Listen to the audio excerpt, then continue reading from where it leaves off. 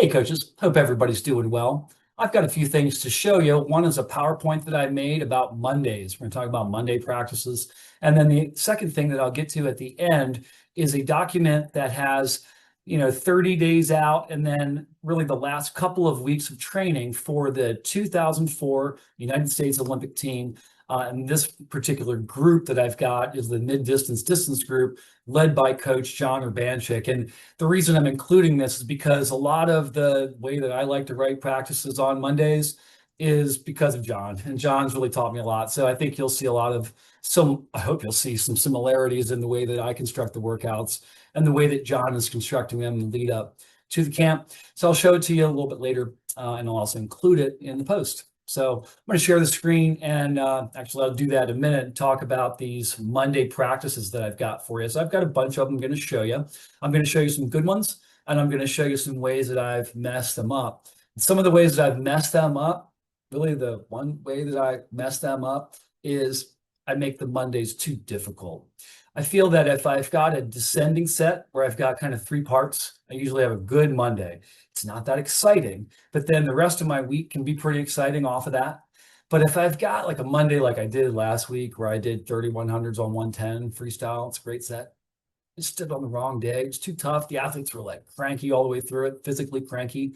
And then I just had a hard time figuring out what they were going to do on Tuesday. I felt like every option that I was kind of going with active rest wise was just going to be too difficult. So I had to kind of pull back to give them a pretty easy active rest set and then move on Wednesday. So it's almost like I didn't just waste one day, I wasted two. Could have gotten better results if I put the set on another day, the Monday set that I did, should put on Thursday. And then I kind of wasted Tuesday because I had to sort of get them to come off of that Monday, which they were just really tired. So that's one way that I mess it up. In my program, if I do something like a test set or something hard like that, where it's like one speed, hold at best average, that's when I want to put it on another day. You'll see that there's one example of an early season practice where I put best average in quotes, but that's really at the end of a descending set. I'm just trying to fire everybody up. Mondays are really important. I'm going to share the screen. Let's go through this PowerPoint, which I will also include so you can download and you can look at the sets a little bit closer. So this here is the practice we did last Monday, and it was too tough, 3100s or 25 on 115. It was pretty tough. Yeah, I'll go on to the next one. Now, a lot of these slides are going to be kind of a two-part thing. You're going to have the warm-up, and then you're going to have the main set. So a lot of the warm-ups that you'll see, I'm not going to go through in much detail. It's kicking, it's speed play, it's pulling, and then we'll get to the main set. And I did take some of the practices that we did early season, and I put them on here. So you can see kind of a progression. So early season stuff, I do a lot of swim kick, 6 200s, came back probably 10 days later, went 5 400s, going 200 swim, 200 kick. Talked about that style. I like that style really anytime. I stole that from Harvey Humphreys at Georgia. 5 400 specifically was the set that I stole. I really like it in crowded lanes. You can grab the kickboard and kick the last 200 freestyle kick. Once people are starting to kind of catch the group, the leaders are starting to catch up to the group, they're grabbing the board and kicking. You can also do 300s, 150 that way as well. So we do that early season, really do it anytime. It's a good curveball Monday. All right, here's another one, fairly early season, so I'm getting a lot of technique in during the warm-up, during the preset, just kind of sneaking in the breaststroke set there. And then we've got 10 100s best average off of 3 2s and 4 150s. So we're still building into the season with this set. It's not that hard. I got everybody on the same interval here, and you'll see that that's going to change. If I have two groups, two kind of intervals for my group, oftentimes it's going to be on a Monday, and it's going to be on a Thursday when we're doing more descending sets. I feel like that's when it's really got to be, the intervals really got to be good. Let me see some here.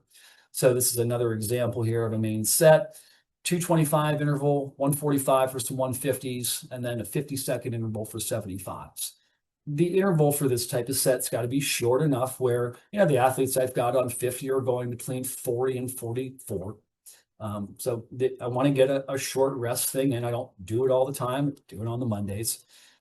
Athletes that aren't going to go 44, seconds on a 50-second interval. They're going on 55, which I think is pretty easy. It's been pretty easy for my group. All right, moving on to another day. Let's do that pretty fast. All right, this one here, this warm up we'll look at a little bit. I've been doing paddles and fins, alternating left paddle, right fin, right paddle, left fin, that kind of thing. And the athletes have been doing a great job with it. I'm telling them to try to connect the fin and the paddle. Well, at first, that's part of what I was trying to do. I was trying to get them to connect the left fin and the right paddle. I was telling them to kick their hand into the catch with their fin and their paddle. And so, what I was getting, I feel like I was getting a good result from telling them that. I feel like if they're doing that, they're kicking their hand into the catch, then they're going to get, a down kick into the catch, and they're going to get the up kick, and then they're going to get another down kick as they catch and kind of go into the leverage part of the pull. I feel like that's a lot of minutia. I just really talk about that when they've got the paddles and fins. Recently, I've been talking with them about accentuating the opposite arm. So let's say they've got the paddle on the right, and in particular, if they're breathing, if they've got the paddle on the right and they're breathing to the left, and they're kind of sometimes maybe quote unquote laying out on the paddle, right? Lack of a better way to say it. Sometimes what will happen is they'll get kind of lopsided. They've got to make sure in that case, when they have the paddle on the right and they're breathing on the left, they accentuate that left hand going, and they really try to find a great, I don't have enough room to do it here, but a great line going forward with that left hand coming off the breath. I mean, they have to do that in general with freestyle. So I think with this drill, a lot of times they lay out on the paddle a little bit more. So you've got to get them to kind of over rotate to the other side as maybe a second step with the drill. Okay, so moving on to the main set for that day, we're going another kind of working our way up set for 100s. I think that's another one. Actually, this is the first of two that I'll show you, I think, with working our way up. 4 100s, 4 200s, and 4 300s. Now, you see the rest a minute there after the 2/3 mark. That's very common. Rest 30 to 40, maybe rest a minute. Oftentimes, if it's a big distance, like a 300, it'll be rest a minute. And during a mid-season or later season type of time frame, if it's a shorter thing like 50s or 75s, it'll probably be a rest 30 or 40 for something that's short. So oftentimes if I'm coming down, it's a rest 40 or 30. And if I'm coming up on the distance, then it's a rest a minute, especially if it's 200s or 300s. Moving on to this one here. You can tell I have a big set planned for the main set because I've got the time written out for the warm up, and I'm like, all right, we got to get this in. So this is a day where I've got a bigger set plan, and this is pretty early season. This is from a few weeks ago. It's really not that big of a set, but a little longer distances. And I've noted here on the right that for me, I mean, I'm lucky. I'm at MVAC. We do have a parent board. We for years didn't. We do now, but it's like the coaches are in charge, and we don't do this very often. But I mean, if I've got 20 kids in 5 lanes on a set like this, I'll figure out who I want to have do one set, and I'll put them like 3 in a lane, and then I'll have the other people have 5 in a lane, or maybe sometimes 6 in a lane. And you can see also that I've noted here that I was like, I don't want somebody to get run over. The back breast free and the free IM, sometimes you get people getting run over. And there's been a few times this year when I've actually changed a back breast free set to a free back breast set. We'll finish on the breaststroke. So just like the swim kick set, in a crowded environment, if you want to, you can go free back breast. And in theory, every 50 gets slower. So your lane leaders are not necessarily you don't have the freestylers running the breaststrokers over. You've got maybe breaststrokers passing backstrokers, but oftentimes the breaststrokers will just get right up to the backstrokers and finish, and then it's over. And so I think it's a really good way to do it. I do think there's huge value in training freestyle at the end of IM sets and focusing on the freestyle at the end of the IM. I think that it's different, to end on breaststroke. But on this particular set, it's an IM set, but it's also an endurance set. It's just an endurance descending set. It's better for the safety of the athletes to do it free back breast. And so we've pulled the trigger on that a number of times this year. It's kind of a new thing for us. All right, Monday. this next Monday. This one here is going to be, this is pretty recent here, where I've mentioned this actually in a previous video where I kind of threw some breaststroke in, because we've been doing some more kicking in the morning on Mondays, recently anyways. And so I threw some breaststroke speed play in there. And then the main set. Now we've got two main sets. This is the second one where we're coming up in distance, 75s, 125s, 250s. Now, hopefully what you'll see here, and definitely what you'll see if you looked at like every single Monday in progression for me, which a lot of this is from the recent stuff, it mixes the distances. So done some 300s. When we didn't come back just the next week to do these 250s. This is probably like 3 weeks later, or 2 weeks prior. All right, now next one here. Anything different here? Yeah, a little bit. We've got a little bit of a different kicking type of thing. Sometimes the kicking gets a little bit monotonous, and so we do vertical kicking. We do rockets, which is just bouncing off the bottom. You can see there that it says pull down, kick. That means they're doing 3 jumps off the bottom. And what the 3 jumps off the bottom are is the first one, they jump off, and then they streamline, they catch the water right before the surface, and they do like a pull down. So it's like a pull out, and they jump out of the water with that. I'll have to get that on video for you. And then they do that twice, and then they do one without the pull down. They just dolphin kick out, fight it a little bit, come back down, and then they just egg beater kick, one leg at a time, breaststroke kick until the 25-second mark. They flutter kick to the 35, then they finish with 5 seconds of dolphin kick, which they know they've got to go that in about 12 kicks. 25 kicks in 10 seconds, about 12 kicks in 5 seconds. So that was, it's a little set there, breaking the action for the normal kicking set. We do that sometimes. And then it's also breaking the action from the normal pulling set. See there, it's different, doing some 25 swim from, turns from the middle there at the end, which athletes at any age, especially this time of season, have got to be doing turns from the middle. They've got to be doing sprint in, sprint out from the middle like they did when they were 8 years old. It doesn't matter how old they are. It doesn't matter how good they are. All of them have to do it. If you don't do it, then in the meets in early November, mid-November, and December, which haven't had that many meets in the fall, right? The fall is one of those weird times where unless you have a high school season, you don't have that many meets, and then everybody's trying to swim real fast in December or late November, and it's like you can get into that mode where it's like you're not sure what's happening. Why is everybody not fast? And it's because you haven't done enough turns from the middle. So, I should do it more, but put a little bit in here and there. All right, so that's our, I didn't get to our main set there. So our main set is, it's one of my athletes' favorite sets. And for her, it works well. She tends to do really either one pretty well, either interval pretty well.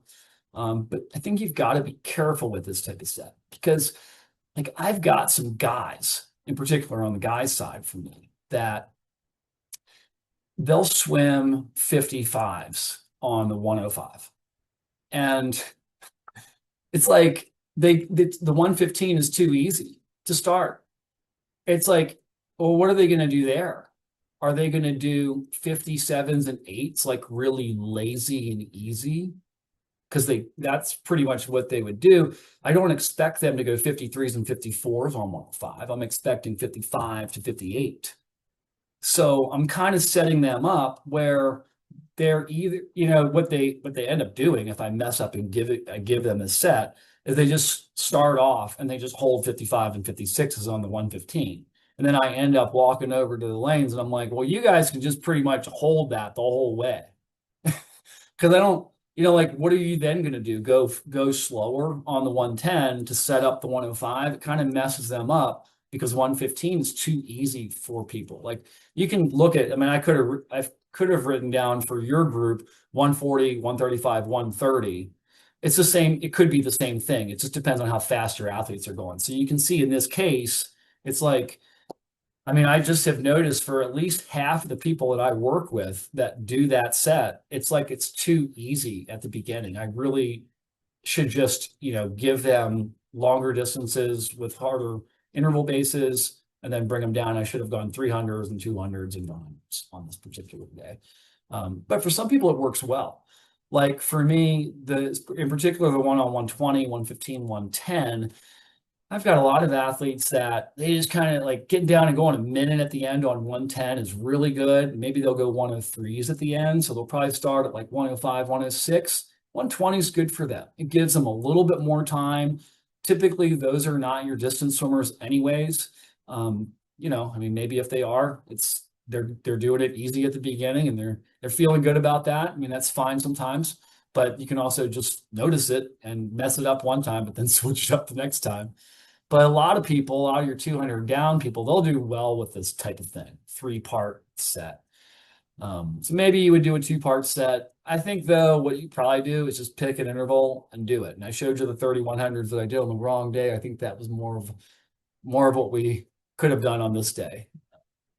So anyways, but it's one of my athletes' favorite sets. I mean, she really loves it, and she's a very good trainer, really serious about training. And she likes it because I think she feels like, I mean, what she does is she'll do either interval, but typically she'd go on that B and she'd go minutes on the 120 and she would just flow with it, feel good, maybe do turns a little bit better than she normally would. And then she'd go 59s and maybe she'd be able to go 58s on the end, and that's a really good training set for her. So anyways, that's my 2 cents on this set. All right, next workout here. The hand drag drill. This one here, this is something that I don't do as often as probably I should. And part of the reason I don't do it as often as I should is because it's tough. I'll have to find a way at some point. It might not be right away, but at some point to link the hand drag drill for you that we do have on the Swim Coach Academy. It's on the high school coaches page. The high school coaches page has a lot of the technique. And actually, now that I think about it, this is the reason why I've made a technique page. I think it is on the freestyle part of the technique page. And if it's not, it will be very soon. So check out the hand drag drill. It's right on the front of our webpage. And I'll also try to link that link for you through YouTube at some point real soon. So we're doing that on the warm up here. Also doing a paddle grab drill. This is actually a workout from previous year. And we haven't done enough of these 2 drills recently. And so here's the workout. Now, this workout we actually did on Saturday. This particular set I kind of stole from last year, did it on Saturday. It was another time I thought it was kind of, it wasn't as good. And actually one of my athletes reminded me that we had basically done a version of this workout, this particular set on a Monday, but we did a backstroke. I was throwing him an early season curveball and we did this workout. And I feel like I just, for whatever reason, I wasn't happy with the workout. And I think maybe it was because I've got some people that are good that swim distance. And I had good results on the set, right? But some of my better people swim distance, and this practice wasn't enough to get them into a groove. It was too hard at the beginning to get them into the groove. And I also think I made a mistake with it where I spoke with them about something, like I talked with them about race strategy stuff for like 5 minutes in between the paddles fin set and the paddles free set, and it was too much time. It's a mistake, and sometimes most times I talk myself out of making it, but I made it this day because I was like, how we get on a roll, and I think they just kind of sat there for too long. So it's a major blunder, I think, for coaches to make. And as I'm finishing the PowerPoint and stopping the share, I'll go to the next share soon. I'll tell you more about that. I also feel that if possible, the athlete should stay in the water between training sets as much as possible. I mean, if they're sitting on the side, it's one thing. But I would prefer them to stay in the water. If they get out of the water fully, they tend to be basically out of a horizontal position for too long during the practice. And we're trying to keep them in a horizontal position for as long as we can during the practice so that they're not having their blood kind of pool down in their feet for too long, because then it's harder for them to go like this and to kind of get it back working in the horizontal position again. So that's the big mistake that we make when we talk to people in between the sets for too long. The blood flow. it's training swimming is a lot different than training anything else because we're going from here all the time to here. And it's also why swimming is super healthy. And now we don't have to have gravity affect our circulation as much because we're going like this and it's easier. And as soon as we lift ourselves like that, it's harder. And so as they sit there on the wall and everything kind of drops down, and then they go back up like this at the beginning, it's harder. So it's just something I think about a lot. I know a lot of people have a routine where the athletes will get out or something like that. I get it. I think the athletes that I coach, they have a hard time hearing me sometimes. And so I have a couple strategies. One is I go closer to them and I like kind of get down on the pool deck a little bit. The other is if I have a whiteboard and I have 5 lanes, just about every single time, I have a whiteboard that's over near 2 lanes and I talk with them about the set. And I usually pick the side that's like the most ready. And then I move it over to the other side and I talk with them about the set. And then I move it into the middle. And the people in the middle are usually watching both, or at least one of them. And I think that's a great strategy. It beats the heck out of like having the whiteboard in the center and having 20 kids that are kind of down below you. And they can hardly hear you and it's harder to see. I mean, I prefer to write the workout. I write the workout most of the time with at least one of my training groups. At least like if I have 2 training groups, right, and I write it with one of them, then I can use some bandwidth with the other training group. Let's say on the ride to practice, when I'm driving to practice. If I haven't written either one of them, I'm still using my bandwidth on my first practice as I'm driving to practice, and then I'm using it, and then I get it up on the whiteboard, and then I'm like, okay, now I'm done using it to plan. And I haven't used any bandwidth on my second group.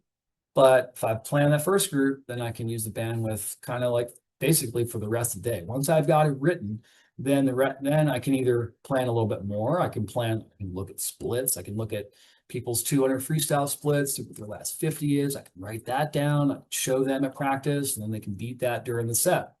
I can use bandwidth for that. But oftentimes, if I'm writing my practice after lunch at noon or something like that, if I can get it on a piece of paper and get it printed out, then on the ride to practice, that's when I can kind of think about the other I've got. I could spend time doing both of those things, but it's a lot of time. I've got a lot of things that I'm trying to do, and I've got 2 kids at home. So, right. All right, let's share the screen one more time. And I'm going to show you this document that I'm going to attach. I'm not going to go through it too much because I will attach it, but it's super cool. And if I can find it, which I think I can, I'll get another document that's just like it. That's another week or 2 of it. So this is from the 2004 Olympic camp. This is all from John Urbanchik. And I'm including this again because I think a lot of the sets, a lot of the practices that I just showed you for Mondays, I think a lot of the stuff that I do, I try to mimic John. Think about the way John does his workouts. I think it's good to see. I think it's probably even better to see the way John did it because his are a little good. See the presentation. He's got, many U.S. Olympians here, right? All of them are U.S. Olympians, but many different types of people. And as you go through, you can see the different people. You can see like who they are and see the names. Peter Vanderkay, Larson Jensen, Eric Vendt, Brian Lochte, and Michael Phelps are probably in a couple of these. But you can actually, I'll scroll real quick to a Monday. One of the things they did was they trained Monday AM and Monday PM. They trained Tuesday AM and Tuesday PM. I'm not sure everybody did all 4 of those workouts. So he's kind of got it. He's got people figured out. But you can see, like, for instance, on this Monday, they're going 10 400s or 10 300s or 10 200s at the end of the day. They've got an AM and a PM. I look at that as like one practice. So you can see that in the pretty much each one of them, there's a kick set and probably a pull set or some kind of a speed play set. He's always throwing in the IM transitions. So we had IMers like Eric Vendt won the silver medal in the 400 IM. Eric Vendt's known for being the first U.S. swimmer to be under 15 minutes in a long course 1500, which he did while he was a high school swimmer in Maine. I believe he did that at the 2000 Olympics. It may have been to make the team. And then he got got himself on the 2004 team with the 400 IM, and I am not sure what the other event was, but I don't know that it was the 1500. Larson Jensen was on that team. Eric might have been on that team, but what I remember about Eric's story is that after this Olympics, he came back, he took a break, and then he came back around 2006, made the Pan Pac team, did really well at that meet, and then did real well all the way through 2008, where I believe he retired after 2008. And he was great at the 1500, actually set the American record at some point, 07 or 06, maybe early 08. Did not make the team in the 1500, but he's such an awesome swimmer. He made that team in the relay, 4x200 relay. And yeah, what a great story. And Eric actually is a coach now. He coaches up in New England and is working with athletes. I believe it's part-time, but I did see him at a meet, and maybe you will too. So check out these workouts. You should be able to maybe not click on them and then view them, but you should be able to download them. Perhaps not on the email that will come out, but definitely on the site. So have a great week, coaches.